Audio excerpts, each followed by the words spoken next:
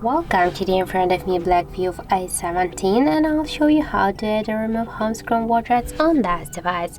So just hold one from the screens of your device with your finger by this way, and then you'll see here the widgets icon. Just click here once, and now we can see all the available applications which widgets we can add to our device home screen. For example, we can add the clock.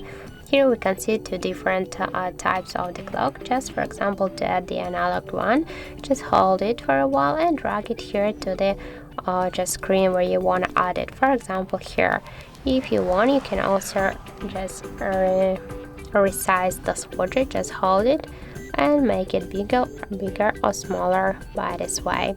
Also, we can move the widget here from between the screens. Just hold them, the widget, and drag it.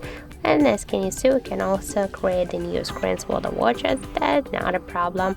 To remove the widget from your device screen, just hold it and drag it here to the remove icon, and that's it.